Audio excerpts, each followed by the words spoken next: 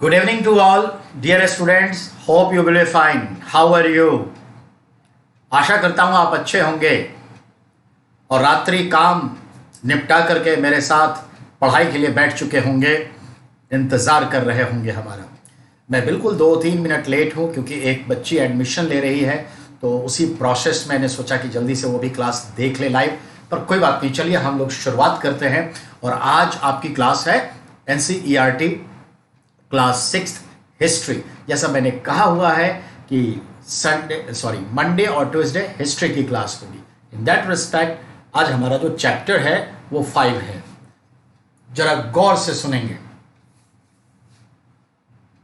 NCERT history subject class 6 chapter 5 हमारे सामने Hindi medium की पुस्तक है।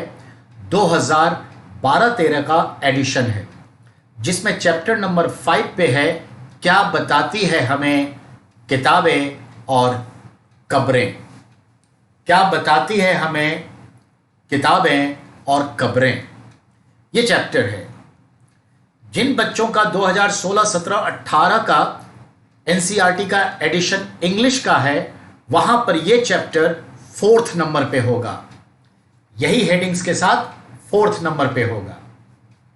और जिस स्कूल में NCERT के जैसी किताबें लगाई गई है, रत्ना पब्लिकेशन, अदर पब्लिकेशन का, वो NCERT हूबहू नहीं, पर NCERT के अलावे एडिशनल चीज़ें रखती है। थोड़ा बहुत जो है वो हेडिंग्स बदल देती है, चैप्टर को इधर से इधर कर देती है, यानी कट पेस्ट में थोड़ा स्मार्ट होकर के लगा देती है। तो वो भी यही है। चैप्टर हो सकता है अलग हो, पर एज इट इज़ है। तो याद रखिएगा NCERT से ही सब चलते हैं। तो लेट्स स्टार्ट। जाया ना करे वक्त, अटेंशन प्लीज, लिसन केयरफुली। आज 1 जून है और 1 जून को generally south west monsoon Bharat में एंट्री ले लेता है। अभी तक खबर नहीं आई है, शायद कल एंट्री ले। दूसरी बात, 1 जून से भारत में एग्रीकल्चर ईयर की शुरुआत हो जाती है। तो एक तो ये है। और 1 जून से 30 जून तक क्या क्या सेलिब्रेशन होता है, I will tell you in next class about GK current affairs में। And now listen carefully. अब आ जाइए NCERT पुस्तक पे। तो हमारा चैप्टर है क्या बताती है हमें किताबें और कब्रें। दोनों क से है, बुक्स है और बरियल है। इंग्लिश में भी B फॉर बुक्स और B फॉर बरियल्स। बहुत अच्छा है ना। किताबें और कब्रें, क बुक्स एंड बरियल। अब बुक्स क्या बताती है, तो सवाल है कि यह प्राचीन भारत के संदर्भ में चैप्टर है, तो यानी ऋग्वेद, सामवेद, यजुर्वेद, अथर्ववेद के बारे में बात करेंगे कि उनमें क्या है। हो सकता है इसमें उपनिषद, पुराण, महाभारत, गीता का जिक्र भी हो, देखेंगे। तीसरा, जो बरियल्स हैं मतलब क्या, कब्र, और कब्र से आधार है शमशान। उनके जो हमें डेड बॉडी मिले हैं, जो उनके बरियल्स ग्राउंड मिले हैं, चाहे वो इनाम गांव में मिला हो, चाहे वो मेहरगढ़ में मिला हो, चाहे किसी और जगह पे मिला हो, जो बरियल्स ग्राउंड हैं उसमें वो क्या दफनाते थे, किन किन चीज़ों को साथ लेके जाते थे, तो उनके बारे में उसके थ्रू समझना है इस चैप्टर को। This chapter I am going to be teach you to understand through 2 sources, one books and second burials। ठीक है। देखिए पैराग्राफ क्या है, एक सवाल छोड़ा है आपके लिए। वेद क्या है? वेद का अर्थ होता है ज्ञान, नॉलेज। और वैदिक काल में जो ग्रंथ लिखे गए ज्ञान के ऊपर, दर्शन के ऊपर, उसे वेद कहते हैं। ठीक है ना। तो ये याद रखिएगा। और जो वेदों के ज्ञाता होते हैं उन्हें क्या कहते हैं? अगर एक वेद के ज्ञाता हैं तो ध्यान में रखिएगा वेदाचार्य कह देते हैं, लेकिन अगर 2 वेद के हैं तो कहते हैं द्विवेदी। 3 वेद के ज्ञाता है त्रिवेदी। 4 वेद के ज्ञाता है चतुर्वेदी। ब्राह्मणों का ये टाइटल वेद से आया है। ठीक है, ये याद रखिएगा। द्विवेदी, त्रिवेदी, चतुर्वेदी, जो नॉलेज रखते हैं इन इतने वेदों का। वेद जो पूरा साहित्य है, दैट इज कॉल्ड द वैदिक एपिक लिटरेचर। वैदिक साहित्य अलग अलग स्कूल्स में लिखे गए और डिफरेंट स्कूल्स में लिखे गए अलग अलग जो थॉट्स वाले थे, थिंकिंग। जैसे आज है ना बेटा जवाहरलाल नेहरू यूनिवर्सिटी, उस्मानिया यूनिवर्सिटी हैदराबाद, है ना, BHU वाराणसी। तो अलग अलग यूनिवर्सिटी के अलग अलग थॉट्स हैं। कहीं कम्युनिस्ट पार्टी कम्युनिज्म का थॉट्स है, कहीं ABVP है जहाँ तो वहाँ पे नेशनलिज्म का थॉट्स है, कहीं पर दोनों का सम्मिश्रण देखते हैं दिल्ली यूनिवर्सिटी में। तो अलग अलग थॉट से एक ही चीज़ को लोग अलग विचारधारा से लिखते हैं। तो उन तमाम चीज़ों को इकट्ठा करके उसको एक बुक करके कॉडिफिकेशन किया, संकलन किया महर्षि वेदव्यास ने।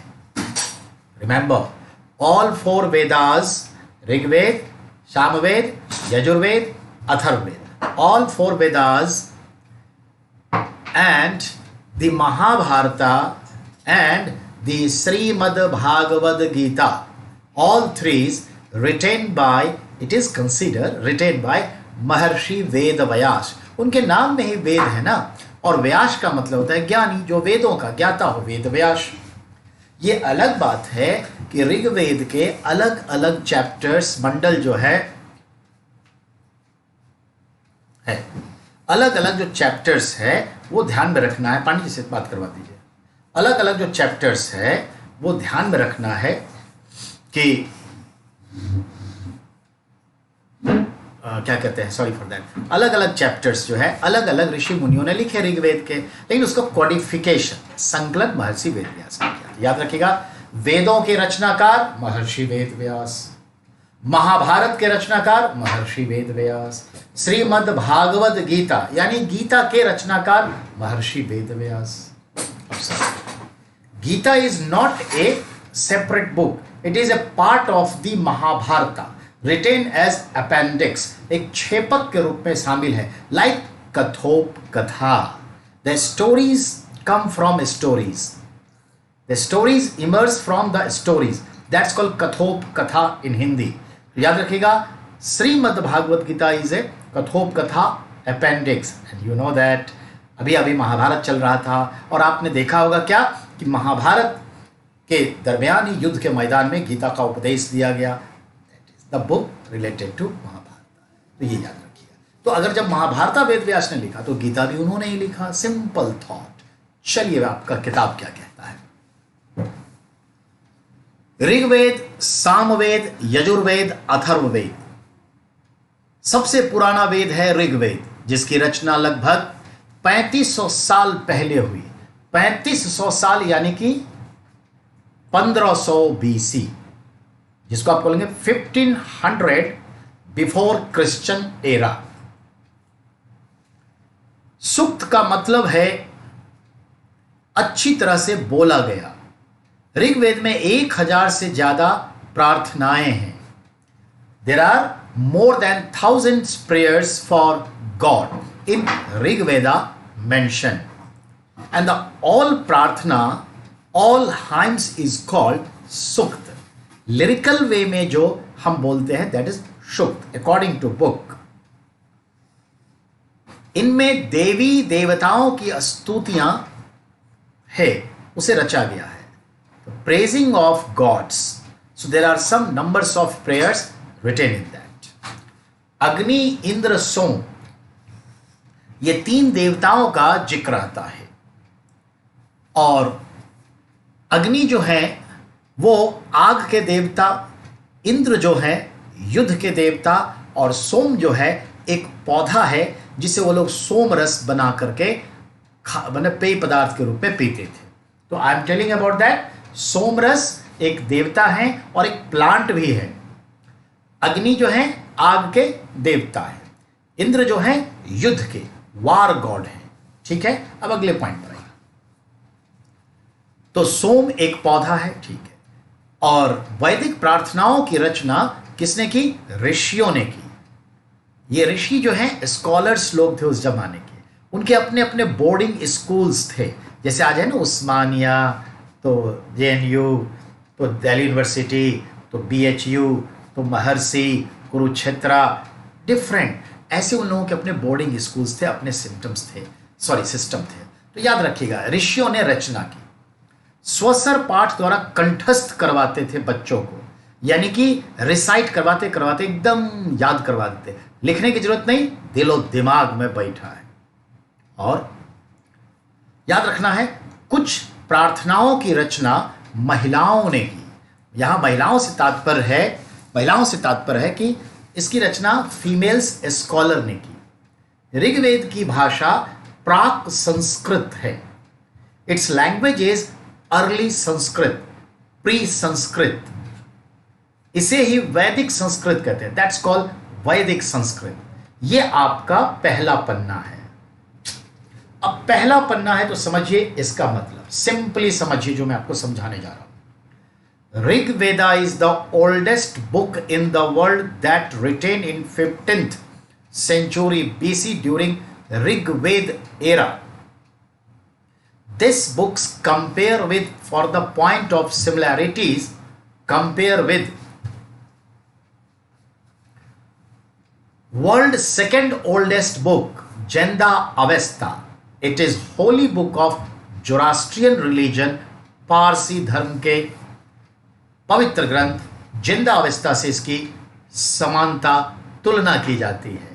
That is the second oldest and Rigveda is the first oldest, यानी oldest। दूसरी बात, ऋग्वेद में एक चैप्टर है मंडल 9वां, जिसमें सोम देवता से समर्पित है। एक सवाल आता है, the 9th Mandal of Rigveda dedicated to which god, whom god? Your answer will be Somdev, सोम देवता। ब्राह्मण लोग अपना राजा क्षत्रियों को नहीं मानते थे, ब्राह्मण लोग अपना राजा मानते थे सोम देवता को। मुंजवंत पर्वत से सोम रस वाले पौधे लाए जाते थे और उसे पीस करके पेय पदार्थ, मादक पेय पदार्थ बनाते थे। तो 9वें मंडल में सोम रस कैसे तैयार किया जाता है, कैसे इसे मद्यपान किया जाता है और किस देवता को समर्पित है, इसकी चर्चा है। ये याद रखिए, पॉइंट क्लियर। और मैंने क्या कहा, सोम देवता ब्राह्मणों का राजा कहलाता था, जो एक पौधे का भी नाम है, और 9th मंडल में इसका रेफरेंस है। अब आइए, यहां लिखा है ना कि ऋषियों के अलावे कुछ महिलाओं ने भी रचे, तो रिमेंबर, ऋषियों के अलावे बहुत सारी विदुषी महिलाएं उस वक्त थी। Number of scholars lady that time like Apala, Ghosha, Sikta, Vishwara, Maitreyi, Gargi, Lopamudra, all these were very famous popular scholars lady। उन लोगों ने कई प्रार्थनाएं, ऋचाएं, सूक्त लिखे, वही कह रहा है। तो आपसे पूछेगा बच्चों के क्लास के हिसाब से कि ऋग्वेद की तमाम ऋचाओं, स्तुतियों, हाइम्स, मंत्रों यानी प्रार्थनाओं, 5 नाम इसके हैं, हाइम्स, स्तुति, प्रार्थना, सूक्त, मंत्र की रचना किसने की? ऋषियों ने की। कुछ मंत्रों की रचना किसने की? फीमेल स्कॉलर्स ने की, अपाला, घोषा, लोपामुद्रा, विश्वरा, मैत्रेयी, गार्गी, सिक्ता, ये सब। अब ध्यान दें, तो यहां पर ये है। चलिए अब हम पन्ना पलटते हैं और देखते हैं अगला क्या है।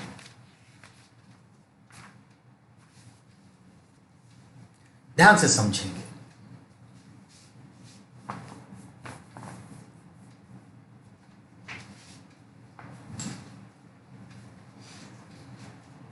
समझिए, अगला जो है आपका कि जो वैदिक संस्कृत या अर्ली संस्कृत या प्राक मतलब प्रारंभ। ध्यान दें, लैंग्वेज में भाषा परिवार होता है, भाषा में भाषा परिवार, जिसको कहते हैं लैंग्वेज फैमिली।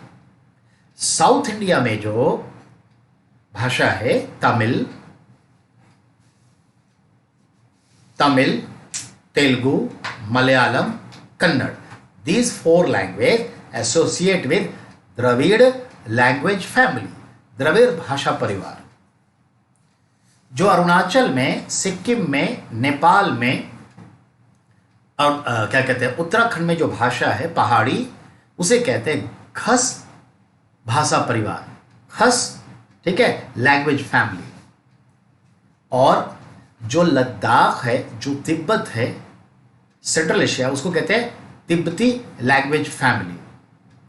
और जो अपना संस्कृत है, हिंदी है, उर्दू है, अरबी है, तो अरबी को अलग कर दीजिए, उर्दू है, पंजाबी है, हरियाणवी है, ये सब लेके पश्तो जो है कश्मीर की, फारसी भाषा जो है वो, और ब्रिटेन अमेरिका की इंग्लिश, जर्मन जो है, ये ध्यान में रखिए, तो इंग्लिश को छोड़ दीजिए, जर्मन भाषा जो है, ये सब का जो फैमिली है उसका नाम है क्या, इंडो यूरोपियन फैमिली, यानी भारत यूरोपीय भाषा परिवार। सो इंडो यूरोपियन फैमिली से एक जर्मन चला जाता है, लैटिन चला जाता है, ग्रीक चला जाता है, ठीक है, जर्मन, लैटिन, ग्रीक। और इंडिया की तरफ जो आता है वो टर्किश, उर्दू, फारसी, पश्तो जो कश्मीर में बोली जाती है, हिंदी, संस्कृत सब। तो याद रखिएगा, हिंदी तो बहुत बाद में है, संस्कृत। तो संस्कृत का प्रारंभ जो है वही वैदिक काल का समय है, इसलिए इसको प्राक संस्कृत या वैदिक संस्कृत कहते हैं, एक ही बात है, ठीक है। अब आइए, तो जितने भी वैदिक साहित्य लिखे गए किसमें, प्रारंभिक वैदिक संस्कृत में, अर्ली संस्कृत में। और जो लिपि थी वो क्या थी, ब्राह्मी, स्क्रिप्ट वॉज ब्राह्मी। चलिए नेक्स्ट की ओर आते हैं। संस्कृत एवं अन्य भाषाओं के बारे में यहां बताया गया है, उस पर देखिए लिखा है, संस्कृत भाषा भारोपीय परिवार की है। चलिए हमने बात कर दी आपके लिए।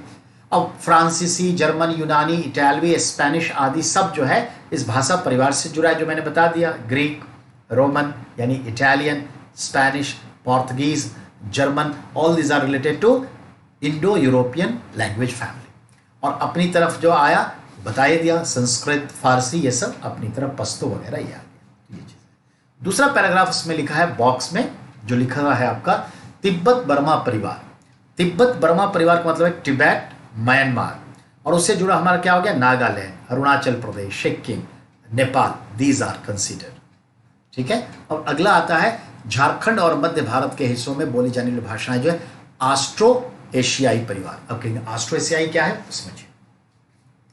ज्योग्राफिकली ये जो ऑस्ट्रेलिया है वो कभी इंडिया के साथ अटैच था। ऑस्ट्रेलिया अटैच विद इंडिया, धीरे धीरे डिस्प्लेस होते हुए दूरियां हो गई और बीच में जो गैप बने उसमें पानी भरते भरते एक समंदर का आ गया। तो अंदर जो है दोनों एक ही प्लेट से है, पर बीच में उभर कर पानी आ गया। तो इंडो ऑस्ट्रेलियन लैंग्वेज फैमिली में जो ऑस्ट्रेलिया के ट्राइब्स जो भाषा बोलते हैं, ऑस्ट्रेलियन ट्राइब्स वो, और हमारे इंडिया में जो सेंट्रल इंडिया है, सेंट्रल ईस्टर्न इंडिया, उसकी जो भाषा है, हो, मुंडा, उड़ाव, संथाली, बैरवा, ठीक है, ये सब जो हमारे ट्राइबल्स कम्युनिटी हैं उनकी जो भाषा है, और ऑस्ट्रेलिया के ट्राइब्स की जो भाषा है सिमिलर है। तो इसे कहते हैं इंडो ऑस्ट्रेलियन लैंग्वेज फैमिली। यही आपको बॉक्स में बताया है, याद रखिएगा। रिपीट करूं, इंडो यूरोपियन तो जर्मन, इटालियन, ग्रीक हो गया, और इंडिया में आ गया तो फारसी, पश्तो, संस्कृत आ गया। अब पहाड़ों का अलग खस भाषा परिवार है, इंडो तिब्बत परिवार हो गया। अब इंडो ऑस्ट्रेलियन में आ गया हमारे सेंट्रल जो हमारे ट्राइबल्स लोग हैं उनकी भाषा, ठीक है, ये याद रखिएगा, ओके। और साउथ इंडिया के जो ये चार हैं, तेलुगु, तमिल, कन्नड़, मलयालम, ये द्रविड़ यानी द्रविड़ भाषा परिवार है। चलिए नेक्स्ट है आपका ऋग्वेद का अध्ययन। एक टाइटल है इतिहासकार ऋग्वेद का अध्ययन कैसे करते हैं। तो देखिए इसमें क्या लिखा है, पहले उसको समझते हैं। ऋग्वेद के कुछ सूक्त वार्तालाप के रूप में, there are some hymns of Rigvedas in dialogue words, यानी जैसे हम और आप बात, देखिए मैं आपको जो पढ़ा रहा हूं ना, बिल्कुल ऐसे लग रहा होगा कि सर हमसे बातचीत कर रहे हैं। बिल्कुल मैं आपसे बातचीत ही कर रहा हूं, मेरा यही तरीका है। आप हमारे सामने स्क्रीन पे नहीं हैं, पर मुझे मालूम है कि आप लोग मेरे सामने हैं, तो मैं बातचीत कर रहा हूं। तो देयर आर डायलॉग वर्ड्स, संवाद शैली, वार्तालाप शैली, इसी को कहते हैं। So there are some hymns mantras in dialogue words, बिल्कुल सही। विश्वामित्र, अब इसका एग्जाम्पल दिया है कि विश्वामित्र नामक एक ऋषि हैं, जो देवियों के रूप में पूजित दो नदियों व्यास और शतलुज के बीच में, उसके बीच एक संवाद हो रहा है। बड़ा अच्छा संवाद है। ऋग्वेद में तीसरा मंडल है। कौन सा मंडल है? Third Mandal. That is already written by, you know better, बताया भी था इससे पहले, ऑलरेडी रिटेन बाय महर्षि विश्वामित्र, जिसमें गायत्री मंत्र भी है 62वां सूक्त, और उसी में कुछ सूक्त हैं जिसमें वो विश्वामित्र जो हैं वो घोड़े पर रथ पे जा रहे हैं। तो घोड़ा है, रथ है, चढ़े हुए हैं, और उनको जो है ये नदी पार करना है, पर नदी में पानी ज्यादा है। तो विश्वामित्र जो है इन दो नदियों को बहन के तौर पर देखते हुए, और एकदम साफ सुथरा वाइट पानी है पहाड़ों में, तो धवल उसको गाय का प्रतीक दिखाते हैं कि नदियों को जैसे गाय गोरी होती है वैसे ये नदियां गाय के समान है। और कैरेक्टर भी आ गया, सबकी मदद ही करने वाली। दूसरा, घोड़े से तुलना करते हैं कि ये पहाड़ी रास्तों में इतना उछलती कूदती चलती है, घोड़े के रफ्तार जैसी। तो वही कह रहे हैं विश्वामित्र उन देवियों से कि आप अगर अपने वेग को थोड़ा कम कर दें और हमें नदी पार करने का रास्ता दे दें, आपका पानी हमारे रथ के एक्सिस, धुरी से ऊपर न जाए, हम आसानी से उस पार पहुंच जाए। संदर्भ यही है, लेकिन सुन जरूर लीजिए। तो विश्वामित्र नामक एक ऋषि जो हैं व्यास और सतलुज नदी को देवी के रूप में उससे वार्तालाप कर रहे हैं। वो ऐसे है जो बॉक्स में आपके सामने में आता है। विश्वामित्र, हे नदियों, अपने बछड़ों को चाटती हुई दो दमकती गायों की तरह दो फुर्तूले घोड़े की चाल से पहाड़ों से नीचे आओ। इंद्र द्वारा दी हुई शक्ति से स्फूर्त तुम रथों की गति से सागर को और बह रही हो। तुम जल से परिपूर्ण हो और एक दूसरे से मिल जाना चाहती हो। यानी जब पहाड़ों के वेग से ये दो नदी उतरती है तो जैसे घोड़े की चाल, और सफेद पानी ऐसा जैसे कि एक गाय अपने बछड़े को चाट चाट के उसकी गंदगी जो हटा देती है तो कितना सफेद हो जाता है उसका बछड़ा, काफ, उससे तुलना कर रहे हैं कि उतनी सफेद हो। और हम जानते हैं तुम वेग से हो और जाके समंदर में मिलोगी। तो पहले तो उसकी प्रशंसा कर दिया, तुम महान हो, जीवनदायिनी हो, समंदर में मिलोगी, तुम्हारा ये कर्तव्य है, ये सब कर दिया। अब देखिए, नदियां कहती है जल से परिपूर्ण हम देवताओं के बनाए रास्ते पर चलते हैं। We always walk on the path of God. दूसरा, एक बार निकलने पर हमें रोका नहीं जा सकता। हे ऋषि, तुम हमसे प्रार्थना क्यों कर रहे हो? मैं निकल पड़ी तो मैं अब रुकूंगी नहीं, मुझसे तुम प्रार्थना क्यों कर रहे हो? तो विश्वामित्र कहते हैं, हे बहनों, तुम मुझ गायक की प्रार्थना सुनो। मैं एक गायक जो आपको गीत सुना रहा हूं उसकी प्रार्थना सुनो। रथों और गाड़ियों सहित बहुत दूर से आया हूं। कृपया करके अपने जल को अपने रथों और गाड़ियों की भुथुड़ियों के ऊपर ना उठाओ ताकि हम आसानी से उस पार जा सकें। जो भी बताया कि आप ज्यादा वेग मत करिए, हम आराम से उस पार निकल जाए। तो ये बात है। अब नदियां कहती है हम तुम्हारी प्रार्थना सुनेंगे।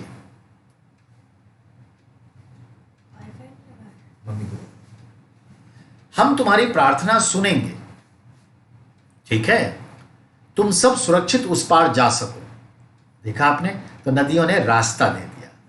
अब देखिए यहां इतिहासकार ने क्या कहा है कि वहां पर घोड़ों और गायों को बहुत महत्व दिया जाता था, इसलिए नदियों की तुलना घोड़ों और गायों से की गई है। बिल्कुल, आज हम माँ को बहुत महत्व देते हैं तो नदियों की तुलना माँ से करते हैं।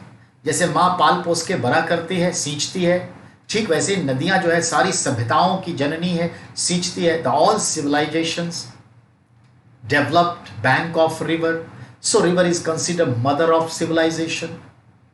मदर ऑफ सिविलाइजेशन कहा जाता है। तो तुलना हो गया। तो इससे ये पता चला कि आर्यों के जीवन में घोड़े का और गाय का महत्व था।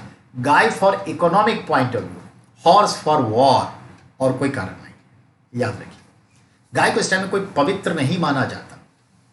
इकोनॉमिक बैकबोन था, मूल्यों की इकाई थी, किसी भी चीज की वैल्यू गाय से लगाई जाती थी। अच्छा, अब है सरस्वती और सिंधु नदी का भी जिक्र है। गंगा और यमुना का उल्लेख सिर्फ एक बार हुआ है। छोटी किताब है, घबराइएगा मत। ऋग्वेद में ये जो आपका तो चैप्टर ये मतलब पेपर हो गया, अब इसके बाद पलटेंगे तो बताएंगे, लेकिन सुनिए ऋग्वेद में 25 रिवर्स का जिक्र है। 4 रिवर अफगानिस्तान का है, गोमल, क्रुभा, त्रुदु, ये सब काबुल, और एक आपका जिक्र है सिंधु नदी का। फिर सिंधु की जो 5 सहायक है ना, झेलम, चेनाब, रावी, व्यास, सतलुज, 2 तो यहां भी आ गई, उसका भी जिक्र है। यमुना का भी जिक्र है और गंगा का भी जिक्र है, और सरस्वती तो है। रिमेंबर, सिंधु नदी का 17 बार जिक्र है, इसलिए इसे मोस्ट पॉपुलर रिवर इन वैदिक टाइम सिंधु नदी, इंडस रिवर, चांटेड इन ऋग वेदास 17 टाइम्स। यमुना का जिक्र 3 बार है, यमुना का 3 बार, और गंगा का 1 बार जिक्र है। जब लेवल ऑफ एग्जाम बढ़ेगा या बड़ी ऊंची किताब पढ़िएगा इसी से ऊपर, तो गंगा 1 बार, यमुना, क्योंकि वो आए कहां से, नॉर्थ वेस्ट जा कहां रहे हैं, साउथ ईस्ट की ओर, तो पहले यमुना आएगा तब गंगा आएगा, तो यमुना बार आएगा, तो उसके बाद गंगा तक पहुंचेंगे। तो यमुना का 3 बार जिक्र है, गंगा का 1 बार है, इंडस का 17 टाइम्स, 17 बार जिक्र है, ये याद रखिएगा। ठीक है, तो चलिए ये भी आप समझ गए। अब हम बताते हैं, एक फोटो है जिसमें दिखाया है कि भुर्ज की छाल पर कैसे इंस्क्रिप्शंस वगैरह सब लिखे जाते थे, पांडुलिपि, मैनुस्क्रिप्ट्स। मालूम ही है हिंदी में भोजपत्र या भोज का पेड़, और उसे संस्कृत में भ्रुज कहते हैं, और इंग्लिश में पैपरिस कहते हैं या बर्च कहते हैं। तो बर्च के पेड़ की जो खाल होती है ना, उस खाल को 1 साल 2 साल पर निकाल के और उस पर लिखने का काम होता था। बांस के भी कपोले निकाल के लिखे जाते थे, ऐसा होता था। ताड़ के पत्ते जिसे पंखा बनाते उस पर भी लिखे जाते थे। तो ऐसे पांडुलिपि कई हैं जो आगे हम देखेंगे। तो एक तो ये हुआ, अब हम पेज टर्न करते हैं। ठीक है,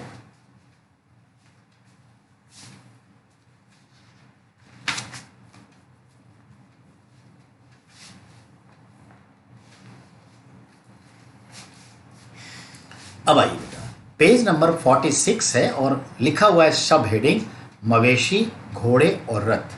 मवेशी का मतलब पालतू पशु, घोड़े और रथ, घोड़ा का रथ से भी जुड़ा रहता है और ऐसे भी, तो समझिए। ऋग्वेद में मवेशियों, बच्चों, खासकर पुत्रों और घोड़ों की प्राप्ति के लिए कई प्रार्थनाएं हैं। ऋग्वेद के लोग जो संपत्ति पाने के लिए ईश्वर से प्रार्थना करते थे, they try to be happy to God to chanting their praising words, all hymns, suktas, और उसके बदले में क्या मांगते, तो यही, तो वो क्या मांगते थे, पुत्र की प्राप्ति हो, एक, दूसरा पशुओं की प्राप्ति हो, क्योंकि वही धन था। आज तो हमारा बच्चा भी प्रार्थना करते कहता है कि क्या हो जाए, बेंटेन, मर्सिडीज, पता नहीं लिमोजीन, और पता नहीं क्या क्या बोलता रहता है कार में, ये हो जाए। समझ में आई बात?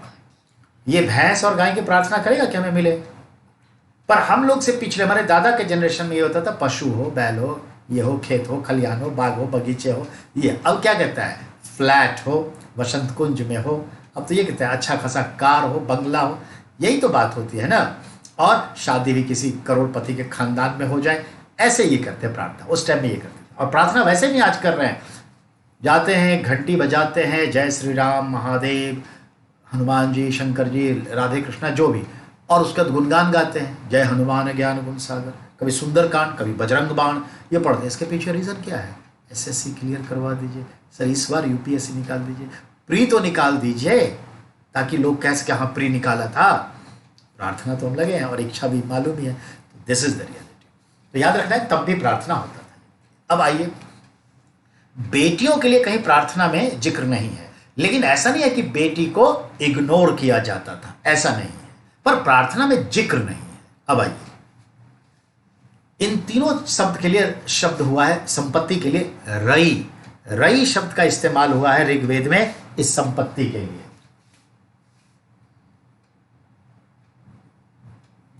यानी कि हमें रई चाहिए, यानी कि पशुधन चाहिए, संपत्ति चाहिए, ये मतलब है। अब आइए, कुछ लड़ाइयां तो पानी के स्रोत के लिए हुआ, कुछ लड़ाइयां जो है पानी के लिए। Rigveda 7th mandal written by Vashishtha rishi और वशिष्ठ ऋषि का संदर्भ आप देखते हैं क्या, तो दासराज युद्ध हुआ था रावी नदी के तट पर। रावी इज कॉल्ड परशोनी, और पानी के लिए युद्ध हुआ था। ये चीज है, खेती बाड़ी बढ़ रही है तो पानी की समस्या होगी। आज भी कावेरी नदी कर्नाटक और तमिलनाडु पानी के लिए होता है। चलिए अब आगे बढ़ते हैं। युद्ध में जीते गए धन का कुछ भाग सरदार रखते। The lines share of looted, ठीक है, जो प्लंडर्स मनी थे, लाइन्स शेयर एक बड़ा भाग सरदार रखता था, बाकी पंडितों में, पुरोहितों में, क्षत्रियों में बांट देता था, और नीचे वाले को तो धन जनरली देते नहीं थे। तो ये चीज़ है। अब दिया हुआ है कि धन यज्ञ करने के लिए प्रयुक्त होता था। इस धन से बहुत सारे लोग क्या करते, यज्ञ करते थे, घी, अनाज और जानवरों को भी आहुति में देते थे। ये जो यज्ञ करते थे तो हम लोग क्या करते हैं, घी देते हैं, नारियल देते हैं, महोगनी देते हैं, गुगुल देते हैं, धूप देते हैं, अगरबत्ती देते हैं, और क्या क्या नहीं, आम के पल्लो वगैरह 10-15 तरह की लकड़ियाँ, ये सब डाल करके हवन सामग्री बनाते हैं, यही ना, इस हाथ से फेंकते हैं, आई मीन चढ़ाते हैं, डालते हैं। तो जरा देखिए उस टाइम में हवन में क्या डालते थे, पशुओं की बलि भी देते थे, आज भी तो देते हैं। दूसरा, घी और अनाज भी देते थे, जो उत्पाद उनका था वो देते थे। कोई अस्थाई सेना नहीं होती, there is no any permanent army. क्यों, ये समाज और कुनबे और फैमिली ही मिलकर लड़ लेते थे, तो वही हो जाता था। There is no any professional established permanent army. चलो तो चलो लड़ लेते हैं, लश्कर की तरह, जिहादियों की तरह, चलो चलो चलो चल लेते हैं। तो ये चीज़ है, लश्कर कहते हैं इसको। लोग सभाओं में मिलते जुलते थे, उनके सभा समिति विदत नाम की पॉलिटिकल सोशल ऑर्गेनाइजेशन थी। जैसे आज हमारा है ना ग्राम सभा, ग्राम पंचायत, ठीक वैसे इनकी भी होती थी सभा और समिति। तो सभाओं में ये लोग फैसले लेते थे, युद्ध और शांति के विषय में सलाह मशविरा लेते थे, क्या करना है नहीं करना है। अपना सरदार वो लोग खुद चुनते थे, जो बहादुर और कुशल योद्धा होते थे। आज भी वही है, जो बहादुर और कुशल है उसी को तो सरदार के। उस टाइम में तो पशुओं के लिए लड़ाई होगी, बर्बेरियन सोसाइटी थी, तो कैसे लोगों को चूज करेगा, जो इस तरह का सरदार हो। ये चीज है। तो आगे देखते हैं, अगला जो आपका है उसमें दिया हुआ है जन का उपयोग क्या होता था। तो ऋग्वेद काल में जन का मतलब कबीला होता था, जो घुमक्कर जीवन जीते थे, और उसी को देखते हैं बाद में चल करके विश्व जो है वैश्य शब्द से उत्पन्न हो गया। तो वैश्य शब्द जो होते थे, जो खेती बाड़ी व्यापार वाणिज्य का काम करते थे, वो वैश्य समुदाय कहलाते थे। फिर लिखा है ऋग्वेद में विश्व और जना के उल्लेख मिलते हैं, पूर्व जना, विश्व जना, भरत जन, विजन, यदुजन, ये सब। बिल्कुल, जन मतलब कबीला, यदुवंशी तो यदुजन, कुरुजन कुरु पंचाल वाला पंचाल जन, भरत कबीला और जन था तो भरत जन। तो इस तरह से ये सेंस आया, तो कोई इश्यू नहीं है, ठीक है। ऋग्वेद में 15 जनों का उल्लेख है, 5 जने का भी उल्लेख है। अब आइए विरोधियों के जो होते थे, जो हम लोग यहाँ के स्थानीय लोग होते थे, वो दास और दस्यु कहलाते थे। याद रखिएगा, आर्यंस जो भारत में आए तो हमारे स्थानीय लोगों को क्या कहते हैं, दास दस्यु, सेमेटिक्स। तो ये दास दस्यु हम लोग कहलाते थे, और वही चीजें समय के साथ दास और उसका स्त्रीलिंग दासी बनता चला गया। याद रखिएगा, जो आज गुलाम कहते हैं, स्लेव कहते हैं। दास वे स्त्री और पुरुष होते थे जिन्हें युद्ध में बंदी बनाया जाता था उस टाइम में भी, ये ध्यान रखना। अब आइए खामोश प्रहरी कहानी महापाषाणों की। अब ये आपको लेके चल रहा है साउथ इंडिया, दक्षिण भारत में तथा पूर्वोत्तर भारत, नॉर्थ ईस्टर्न स्टेट में, साउथ इंडिया में जनरली देखते हैं, और कहीं कहीं कश्मीर में देखते हैं कि बड़े बड़े महापाषाण मेगालिथ स्ट्रक्चर मिले हैं, कि धरती के अंदर भी पत्थर गारे हुए मिले हैं और बाहर भी पत्थर, बड़े बड़े ऊंचे पत्थर सिंगल गारे मिले, छोटे छोटे पत्थर। उस पीरियड को देखें तो वो आज से 3000 साल पहले था, यानी 1000, ठीक है, 1000 BC, बिफोर क्राइस्ट 1000। तो आज 2000 AD और 1000 BC, तो 3000 हो गया ना। ये साउथ इंडिया में खासकर इस पीरियड को मेगालिथ कहते हैं। ये बड़े बड़े सरदार लोग जो युद्ध में मरते थे, शहीद होते थे, उनके नाम से, उनके ऑनर में ये लगाते थे, और उनकी सेना जो मरती उसके ऑनर में लगाते थे। तो ये ऐसे पत्थर कभी कभी जमीन के ऊपर भी हैं और कहीं कहीं नीचे भी है, लेकिन अधिकांशतः जमीन के ऊपर है, ये ध्यान में रखना है।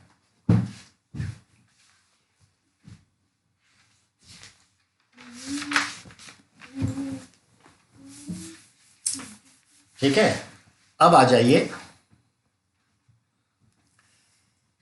तो उसके बारे में दिया, उसके हथियार को दिखाया गया है। अब है काले लाल मिट्टी के मृदभांड वो लोग बनाते थे, जो मिट्टी के अर्दन पॉटरी बनाते थे ना, जिसमें वो खाना वाना पकाते, सामान रखते, तो जनरली काले लाल मिट्टी होते, ब्लैक एंड रेड सॉइल। इसको ब्लैक एंड रेड वेयर कहते, वेयर मतलब बर्तन, ठीक है ना, बर्तन कहा जाता था। लोहे के औजार और हथियार, घोड़ों के कंकाल, सामान, पत्थर, सोने के गहने, ये सब हमें मिले हैं। तो घोड़े के कंकाल भी मिले हैं, पत्थर के औजार मिले हैं, लोहे के औजार मिले हैं, कॉपर के भी मिले हैं। ऐसी बात नहीं है कि कॉपर के नहीं मिले, कॉपर के भी मिले। तो इंस्ट्रूमेंट्स, औजार, सोने के गहने, ये सब मिले उस टाइम के। तो ये याद रखना। अब आ जाइए अगला जो आपका है, लोगों की सामाजिक असमानता के बारे में कैसे पता चलता है। तो देखिए, ब्रह्मगिरी एक जगह है साउथ इंडिया में, कर्नाटक में, वहां पर कुछ कब्र मिली है। तो एक कब्र में 33 सोने के बीड्स, गोल्डन बीड्स मिले हैं और शंख भी पाए गए हैं। इससे लगता है कि ये जो बरियल था जिसको दफनाया गया, वो अमीर व्यक्ति था, क्योंकि उसके मरने के साथ सोने के मोती, बीड्स भी 33 थे। हो सकता है वो गहना हो, तो वो मिले, और शंख भी शुद्ध का प्रतीक होगा। जबकि बगल में एक कंकाल मिला है जहां पर कुछ मिट्टी के बर्तन थे, यानी वो गरीब थे पर रिचुअल सब करते। तो ये चीज है, आपको दहेज देना है, आप मर्सिडीज कार दे दिए, किसी ने बैलगाड़ी दे दी, तो दहेज सब दे रहा है, लेकिन सबकी अपनी स्ट्रेंथ के हिसाब से। तो वैसे ही है कि मृतक के जनाजे के साथ कब्र में ये भी रखा जाता था। तो इससे पता चलता है कि मृत्यु के बाद भी जीवन है, ऐसा विश्वास था। अब है कुछ कब्रगाह खास परिवारों के, बिल्कुल बड़े बड़े परिवारों के भी देखते हैं कि इनाम गांव में देखें तो एक ऐसा कब्र मिला है कि 5 कमरों का घर है और बीच वाले घर में जो है दफनाया गया है लाश को, जो 3600 से 2700 साल पहले का लगता है। और लाश को जनरली नॉर्थ में सिर और साउथ में पैर रखते थे। तो लाश नॉर्थ साउथ में इनाम गांव में दफनाया जाता है। लेकिन कभी कभी देखते हैं घर के अंदर भी, फर्श के नीचे भी दफनाया गया मिला है। और जैसा कि हमने कहा कि गोलाकार लगाए गए पत्थर भी मिले हैं। तो डिपेंड करता है कि कौन किस प्रेस्टीज वाले पद पर था, कितना उसका मान सम्मान, उसके हिसाब से अपना ये बरियल को पूरा करता था। याद रखिएगा, इनाम गांव में जो दफनाया जाता था वो कैसे, नॉर्थ में हेड, साउथ में लेग, और कभी कभी घर के फर्श के नीचे भी दफनाया जाता था। ये ध्यान में रखना है आपको। तो कब्र क्या कहता है ये भी समझ गए। अब है आपका, घर में एक अनाज गोदाम भी था और शव के पैर मुड़े हुए भी थे। एक घर में तो अनाज गोदाम भी मिला और शव के पैर मुड़े हुए थे, तो मोड़ के भी बैठाते थे। तो हर तरह से था। कंकालों के अध्ययन से क्लियर चल जाता है कि पुरुष का है या स्त्री का। अगर गहने वगैरह भी मिले तो समझिए मोस्टली ज्यादा गहने मिले या नाक वाक वगैरह तो स्त्री होगी। अगर गहने कुछ अलग तरीके तो पुरुष भी हो सकता है। गहने दोनों पहनते थे, पर गहनों के हिसाब से पता चल जाए स्त्री है।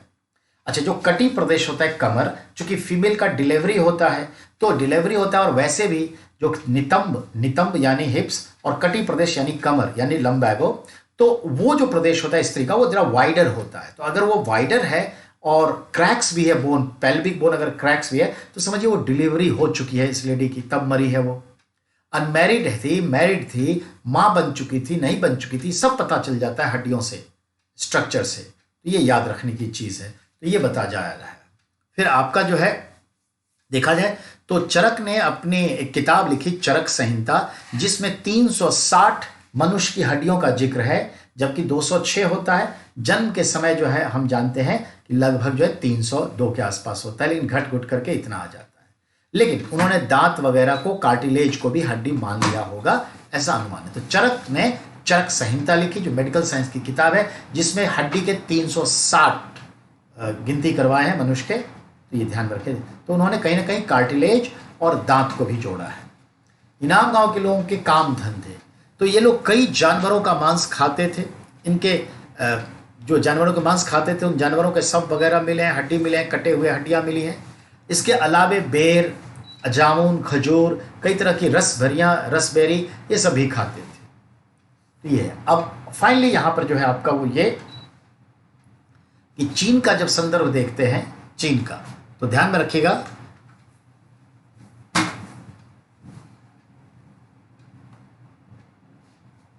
चीन का जो संदर्भ है तो उसको ध्यान दीजिए। हम देखते हैं चीन में 3500 साल पहले जो लोग थे वो हड्डियों पर कुछ लिखते थे कि युद्ध में हम जीतेंगे या नहीं, पुत्र प्राप्त होगा या नहीं, फसलें अच्छी होंगी कि नहीं। वो मरे हुए जानवरों की हड्डियों पर लिख देते, फिर हड्डियों को आग में जलाया जाता, अग्निकुंड में। हड्डियां जब क्रैक होती तो उस क्रैक के सिस्टम को देख के पता किया जाता कि आखिर जो है सही क्या होगा। तो इस तरह से इन हड्डियों को जो है, जिस पर ये सब चीज़ें लिखी हुई मिली हैं, उसे कहा गया है भविष्यवाणी करने वाली हड्डियां, फॉर्चून टेलरिंग बोन्स। तो ये आपके चाइना का हिसाब किताब है, तो ये याद रखना। और ये राजा शहरों में महल बनाकर रहते थे, बेशुमार दौलत रखते थे, नक्काशी के कार्ड बर्तन, कांसे के बर्तन इस्तेमाल करते थे। ऐसा चाइना में था, हमारे यहाँ भी था, वहाँ भी था। तो याद रखिएगा, भविष्यवाणी करने वाला बोन, हड्डी, चाइना, ये याद रखिएगा 3500 साल पहले। और इसके साथ ये चैप्टर समाप्त होता है। नेक्स्ट क्लास में अब हम पढ़ने जाएंगे 6th chapter. Thank you very much everyone.